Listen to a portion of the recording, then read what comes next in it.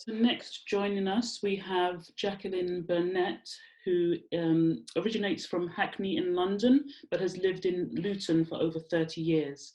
She has worked in financial management, equality, diversity and inclusion in the public, private and voluntary sectors. And she has been a Labour Luton Councillor since 2007 and is the portfolio holder for Safer and Stronger Communities. Thank you, Maureen. Thank you for the invitation, and thank everybody for being here in the comfort of your homes. I have to say, Matthew, I think it's absolutely brilliant what you delivered, and some of the stuff I want to point into. I have seen Jane Elliott's video, and she's actually very, very good. She's very powerful. If there's any issues with broadband and that, I do apologise, the challenges of technology. But I'm talking with regards to really links into the discovery of my own learning. As somebody who's of African Caribbean heritage, so both my parents are Jamaican, and I grew up in London in the 60s and 70s. I actually remember the birth and the development of Black Power as a child. I remember the impact when Roots was shown in the 70s for the first time. And actually that sort of educational journey I started on.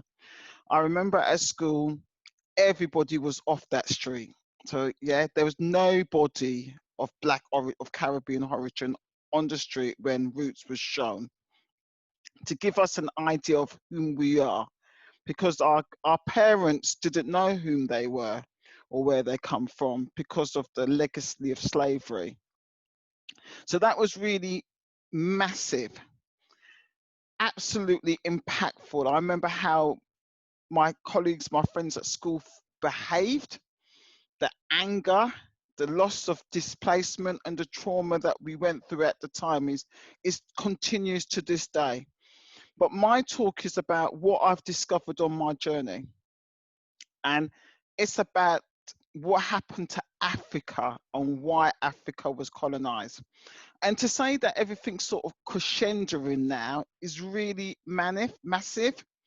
I mean, I never really understood. I had friends that were Nigerian in London because I went to college in the 80s. So this is when Nigeria, the oil was coming in. I went to college, and we're having conversations, and I realized that we had a lot in common, and I didn't understand why. And I started to find out more and more and more. And I'm sorry I haven't got any videos. I do apologize, but given technology keeps failing in the digital type, I thought I didn't want to depend on it. It's like I'm having a conversation I wanted to have tonight. And on that journey, more and more over time, I've had this yearning. If my people have been enslaved and it's our Holocaust, how comes we never really recognize it? We don't commemorate it. We don't have a conversation about it. So on this journey, since I became portfolio holder and on the exec in 2015, I and others in Luton has done a commemoration of the transatlantic slave trade. And what I have learned has been absolutely massive. Also, some of the other learning I've got along the way. And one of the key ones I'm sharing with you today is the colonization of Africa. And it goes back to Matthew's bit about money. Always about money, yeah? The money why we've been enslaved, money why Africa was colonized. And Africa was not just enslaved from the Atlantic side, there's the Arab side as well. And again, it is money. Money, money, money. Now, we are living, most of us are born late 20th century, mid to late 20th century. We only think that there's been a recession and depression that happened in the 20th century. Actually, there were recessions prior to that, like the 19th and 18th century. there has been recessions. And one of the key ones I want to take you on is this journey. Now, slavery ended in the Caribbean on the 1st of August, 1834. Yeah? The British Slave Trade Act was passed 1807. And you might wonder, well, what did happen for all them years? Yeah, the act was passed, but it didn't end. And then when it did end, those in the Caribbean had to do 5 years of apprenticeship.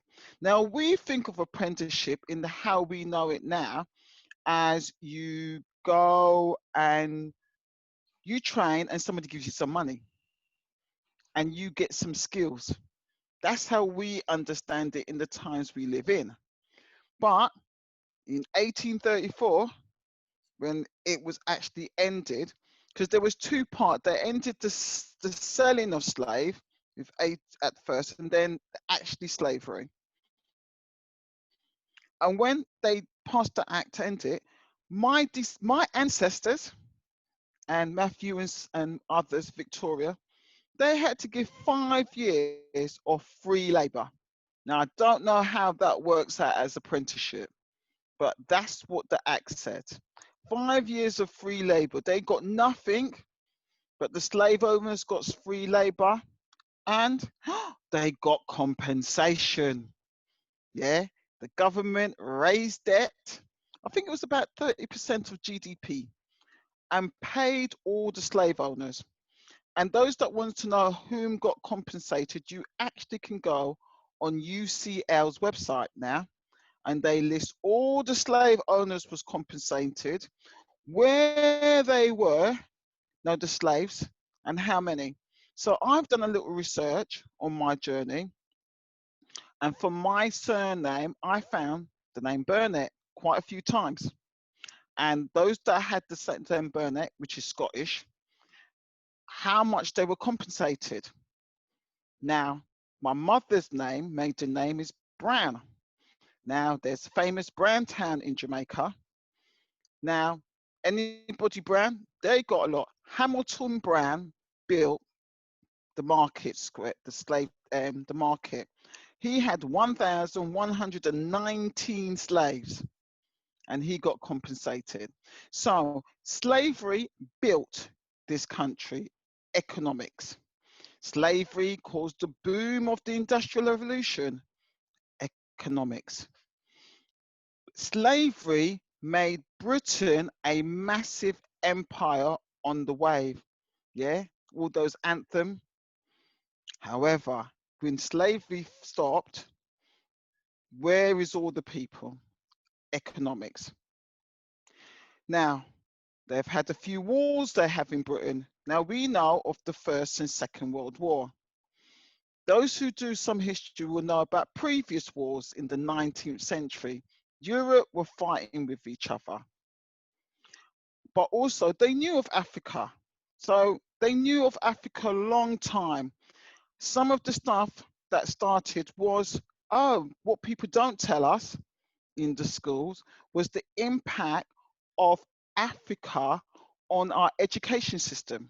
Like the first university was Africa, reading Africa, numbers Africa, astrology Africa.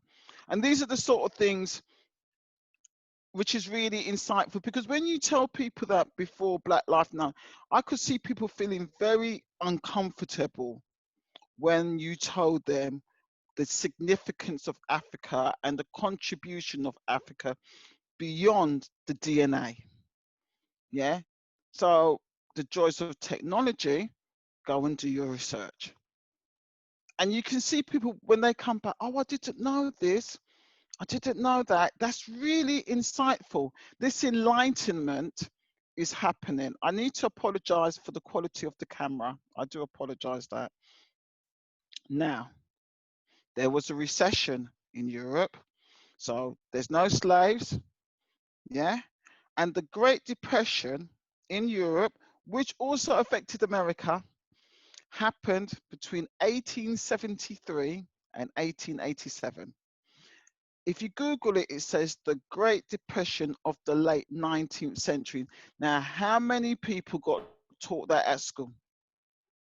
Yeah, I don't remember ever being taught about a Great Depression in the 19th century. I got taught the Industrial Revolution, but I never got taught the Great Depression. You know who taught me about the Great Depression? The union. The trades union taught me that. Now, in the 70s and 80s, prior to that, the trade union did a lot of educational stuff to empower and enlighten the workers. But since then, with membership dropping, people thought, you know what, I don't really know that. This goes back to the previous panelists. We all became individuals because we got comfortable with money. You thought, I really don't need to be part of the collective. Let I look after self. And once I'm comfortable, I really don't need to know anything. And that's what happened. So we lost the hunger for knowledge, the hunger to be collective, because the collective we're stronger.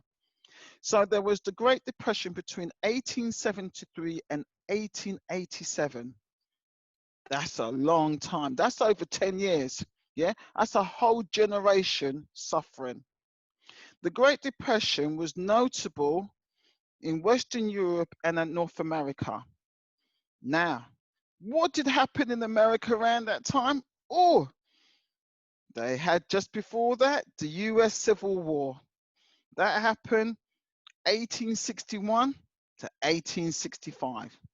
Then there was the US Reconstruction, 1863 to 1877. So just when the US was going through their reconstruction, that's when the Great Depression happened that affected them. Yeah. When the slaves were made free, well, yeah, and they died and struggled for all of that. Let's remember that the slaves, especially I know in the Caribbean, they burnt a lot of plantation. That was economic agenda freedom. They couldn't afford, Britain couldn't afford to keep sending ships to Jamaica and the Caribbean island to keep down rebellion because it cost Britain economics again.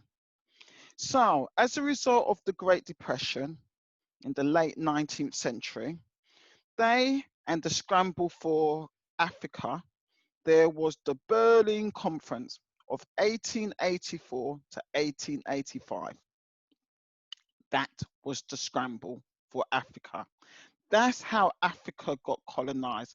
And you know, I never knew that until the last few years, because you know, nobody teaches that at school.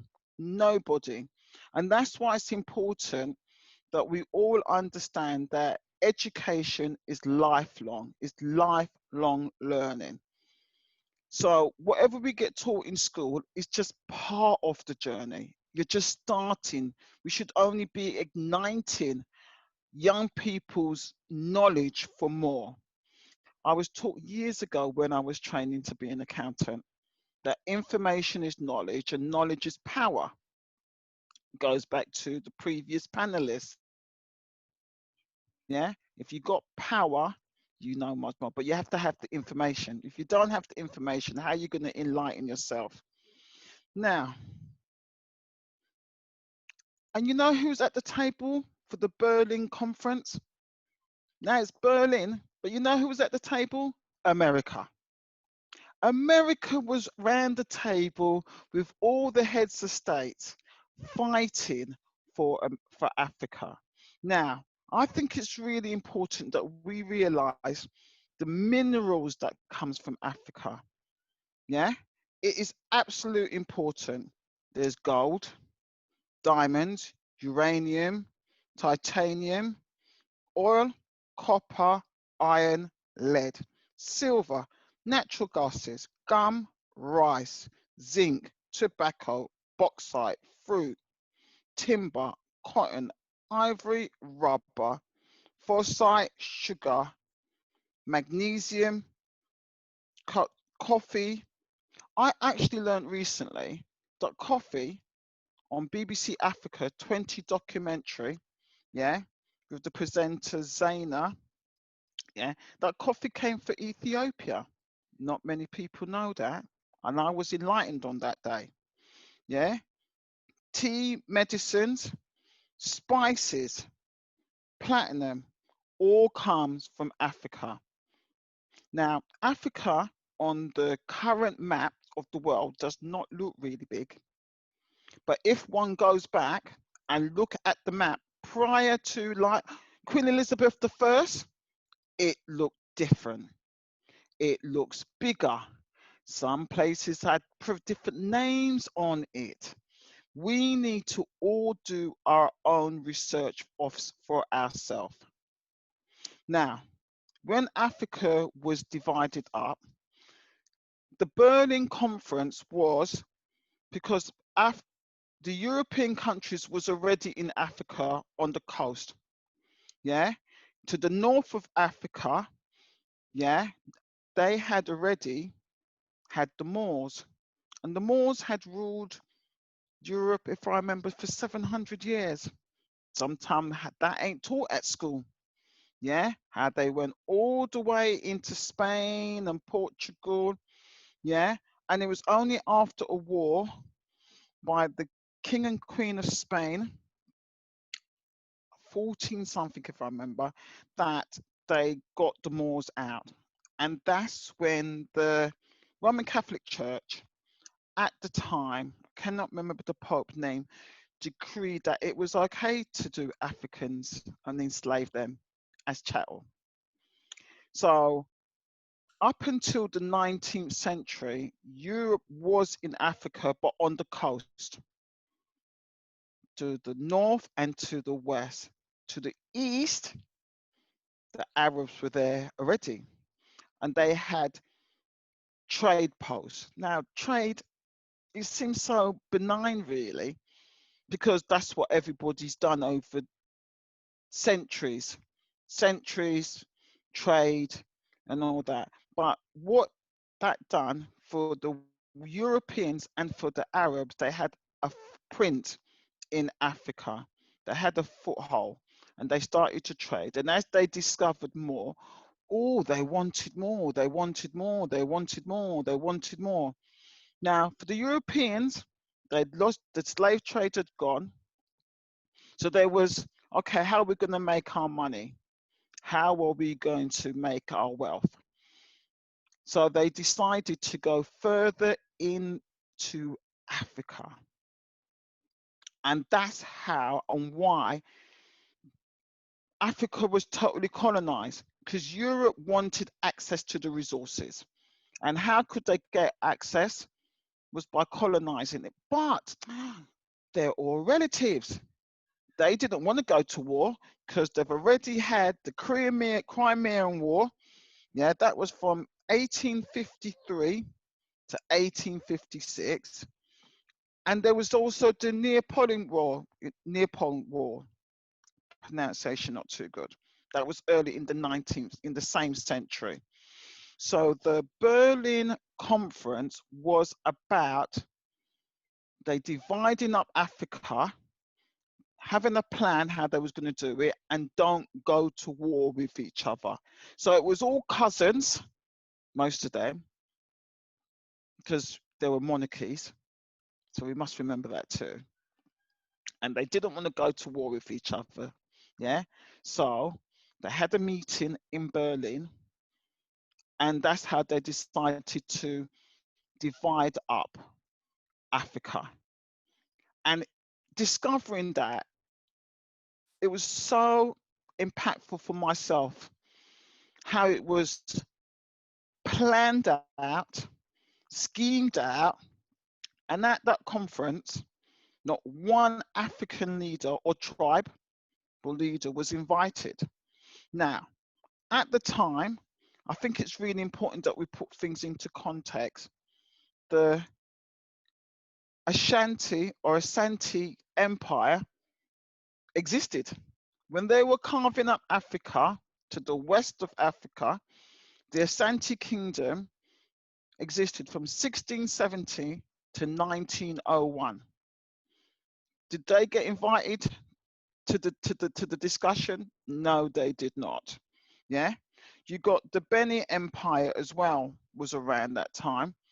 Were they divided to the discussion? No. And if you look at the Benin Empire, there's artifacts of theirs that's gone up for sales. In my discovery, the Benin Empire actually existed until the turn of the 20th century. Yeah? This is massive empires that had their monarchies, had their customs, had their traditions. Yes? But Britain and its colleagues in Europe decided, you know what, we're not going to tell you what we're planning to take your land away from you. No, we're going to sit down, have nice meal and carve it up and colonize you. And why was that? So they could carry on with their empire expansion and make money.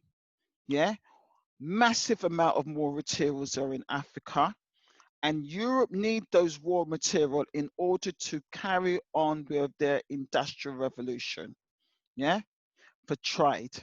They needed that for steel. They needed it for building the plane. When you think about all the industrial sides of Britain, of Europe, came from Africa. All the advancement in technology and the raw material came from Africa. Without Africa, the continent, yeah, the industrial revolution would not have happened in the same degree at all. One could even argue, would it happen at all? And I think it's important that you understand that. We understand it. More people understand that. Now, recently we saw the taking down of King Leopold of Belgium. Yeah, he was at the table. Actually, some stuff I read, he was quite late to the discussion at the conference. Yeah, and by his own act alone, yeah, he murdered 10 million Africans, one country, and also it's private. It's private. He had full reign of that piece of land by himself. Yeah. I've got here where it says in King Leopold, who had previously founded the International African Society in 1876. Now, who would have known that? Nobody shares that. Nobody educates us about those sort of information. And it's really disgusting, to be honest. It really hurts because what we're taught in schools and what I was taught is that Africa was the dark continent. Africa didn't contribute anything to society. Yeah. Some of the comedians of the 70s used to make joke and belittle. Well, now more and more has come out that without Africa, in many different ways, Europe would not exist as it is today. Yeah. In the colonization of Africa and in the legacy of slavery, because remember when slavery finished, those islands just got colonized anyhow. They fought 2 world wars, European wars. The First World War was totally cousins fighting cousins. Yeah. But Africans and Caribbeans fought, yeah, in both World Wars for the Europeans. And it's only recently, I would say maybe in the last 10 years, we're told about that. And that's from people campaigning to make that history be known. When you look at the Remembrance Sunday, you never saw us black people there from the Caribbean or from Africa there, but they gave their life for this country over and over and over and over again. So for me, it's really important that everybody understands that the colonization of Africa was a plan, a systematic plan, yeah, to build Europe. It was nothing more than that. And the reason behind it was economics because of a recession. Yeah, they needed to rebuild. and they had to find a way to rebuild Europe and keep Europe going. Yeah, there is something here I want to read out. Yeah, right. It says, under support from the British and the initiative of Portugal, Otto van Bismarck. I used to hear that here, and I never really understand its significance. German's Chancellor called on representatives of 13 nations in Europe, as well as the United States, to take part in the Berlin Conference in 1884 to work out joint policy on the African continent. While the number of voting participants varied per nation, the following 14 countries sent representatives to attend the Berlin Conference and signed the subsequent Berlin Act: Austria, Hungary, Belgium, Denmark, France, Germany, Italy, the Netherlands, the Ottoman Empire, Portugal, Russia, Spain, Sweden, Norway, Britain, and the United States.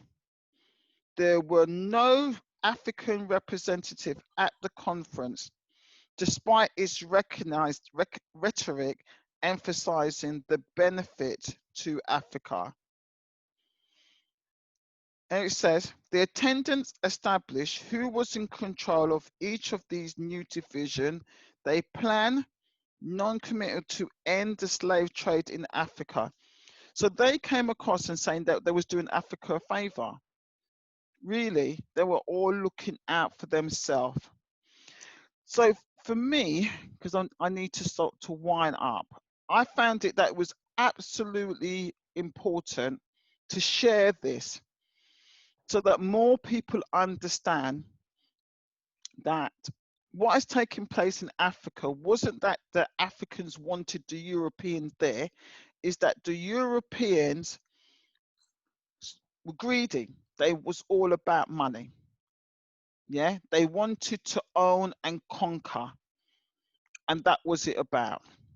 There's more that you need to go and research. There's loads more out there that I do not have time to tell you, but what I wanted to do this evening was to sow a few seeds, and it's now for you to start to go and do more reading so that you understand where we are now and the history behind it. The history behind it is that the West would never exist in the form it is now without Africa. First, by the enslavement of Africans, because they never want to be enslaved, yes? And two, and I know people say that there was slavery in Africa, and that's a discussion for another time. Please watch, there's a program on Channel 4, I think Victoria told me about it, that gives you some historical history back in the 80s, but there's also BBC Africa, and there was, and it's all by academics from African that take parts in that. And one of the key bits that resonated me is that Africa has a massive history. It has a lot of oral history. People say that Africans are not educated, and the academic said, doesn't mean it's not written in the language that we find acceptable, that is not documented. And Africa has documented a lot of their history, a lot of it through art, actually enough. And that leads into another debate for another time about what is excellence with art and culture, as to whose definition that is. Yeah, because Africa has a lot of history on that. But for me, finding this out relatively in my mature stage of life was absolutely groundbreaking, that the leaders of Africa, of Europe, sat round a table after a Great Depression, economics, and decided that they're going to carve up Africa so that they don't have any fallout. and just went ahead with it, systematically colonized Africa. If you look at some of the stuff that's happened, most of them, they fought. So it wasn't that there wasn't a war, yeah? So let's understand this, yeah? Africans fought, the tribes, they fought against the colonization of their land. Same like the Native Americans of America did, they fought, yeah? They were happy to trade, but they had their own identity and they didn't want to be taken over. So I really do thank you for your time. I try sometimes, something like this is trying to really not to get too emotive. So I try and do facts, because I found over time that as a black woman, one being a woman and two being black, that when you talk with passion, people just zone out. But when you give them data and facts, it empowers me and it gives them the information that they need to go and research. And it's absolutely important that we know African history. We know what Europe's role was played in colonization. They weren't trying to liberate anybody or save anybody, yeah? That's another debate, because Africa has its massive history on religion, on spirituality, that is for another time. So we've always been, Victoria was saying about that I totally resonate when she was doing the poem, yeah? And now we know that, like, Jesus were white, yeah? There's loads coming out in this lockdown. So much is being shared and coming out, yeah, to enlighten. So that bit Matthew said about black power is really important about the collective. We do have power. In this system, we have two things everybody wants: our money and our vote. We just don't coordinate and use it effectively, yeah? But we want our money.